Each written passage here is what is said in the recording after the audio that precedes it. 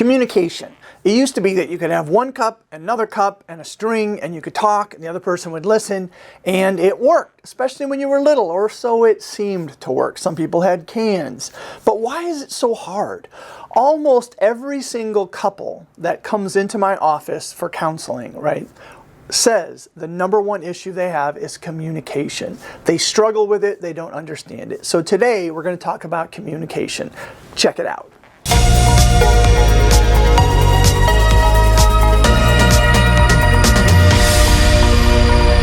You would think that communication would be easy, right? The idea that one person wants to send a message to another, they want to hear it, hopefully, and then they want to reply back. That somehow this message or this idea of sending a message to someone and then receiving it seems like that should be pretty easy, especially because we have all these tools now to communicate, right? We can text, we can use social media, we can email, we can call, and we can even talk face to face. But in the midst of all of that, people struggle to communicate, especially because when you first meet somebody, sometimes there's a distortion as to how good you really communicate. So today, I thought we'd talk a little bit about communication. And to understand communication, you really have to understand that there's 5 levels of communication.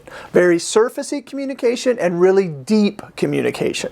So I turn the levels into water because that's just the way I can remember them. So level 1 is what I call the rowboat level. So you're in one boat, the other person's in another boat, you're rowing towards each other on the surface of the water. And as you get close to each other, you look over and you go, hey, hey, and you just keep rowing. So it's very, very safe, right? Surfacey communication is that type of communication that has no risk, right? So it's really safe. To get from rowboat level, which is level 1, to the next level, which is level 2, and I refer to as the snorkel level, you have to get underneath the surface. And to do that, you have to risk a little bit. So if I'm talking to someone and I say, hey, my favorite football team is the Green Bay Packers, which, by the way, is true. And they are like, what? The Green Bay Packers? I'm from Minnesota. And they throw this big fit and cuss me out. Well, guess what? That level is not safe. So I risked a little bit telling them about my team. It wasn't received well, so I don't feel safe. So I go back up to the preceding level. So now I go back up to rowboat level because that's safer. So level 1 communication is rowboat. Level 2, snorkel. Level 3 is scuba diving level. So you're like a scuba diver. You can go down for about a half an hour. You can talk about something, but then even then you have to get out. Level 4, I call deep sea diver. You can go all the way down to the bottom of an issue and you can talk about it with depth. When you're at level 4, you're really not arguing. You're kind of giving each other the benefit of the doubt and you can really get deep. Level 5 is the deepest level of communication, and I refer to that as the submarine level. If you're a level 5 communicator, that means you no longer argue. You don't take things personal that your partner or whoever you're in a relationship with says. You understand that they have your back and you can talk about anything at any time. If you're a level 5 communicator, you can kind of start any conversation and just go deep and you can both go there and you can talk about it.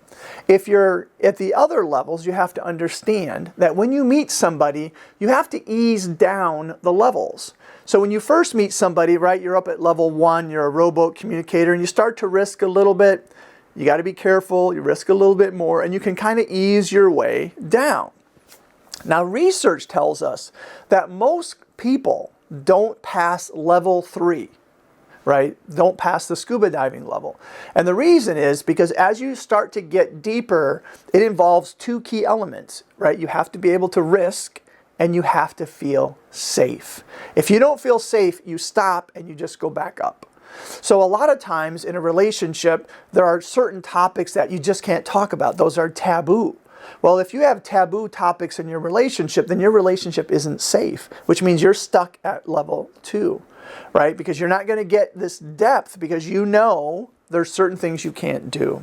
So with these levels, when couples come together and there's conflict, if you try to go deep to solve the conflict, but you're at a level 1 or level 2 level of communication, you're always going to have more conflict because it's not safe, so you're not going to stay there.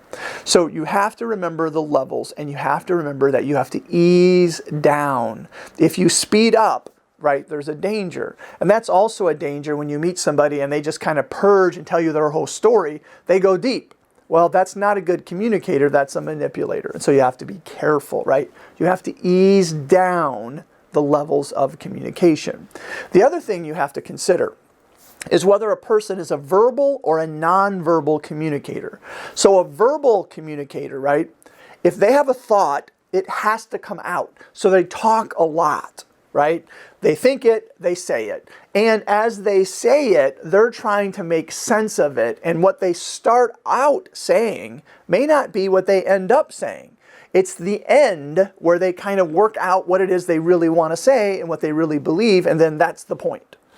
The problem is, if you're a nonverbal communicator, right, you're communicating in your head, which means you're like gears, right? They're churning, and you can just like, And you ask a nonverbal a question, right, and it's just like up there, and it's like, what do I think about that? What do I think about that? And then when they have an answer, it's like, ding, short answer. A verbal communicator shows you all the work, how they got to the answer. The nonverbal communicator just gives you the short and sweet answer. So a lot of times when you have a verbal and a nonverbal trying to communicate, the verbal person, right, says a lot of stuff, and then they ask a question. What do you think about that? The nonverbal person thinks about it for a minute and then kind of gives an answer. And the verbal person is right back there, right? And it's overwhelming to the nonverbal person, so they tend to back off. It's too much, it's too much. If you press a nonverbal person, then you kind of press them into the corner and they become like a cornered cat, right? And then they might lash out.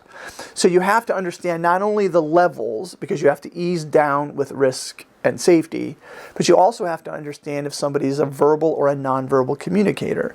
If you're a verbal communicator, you have to learn to think through what you want to say so that you can get to the point quicker.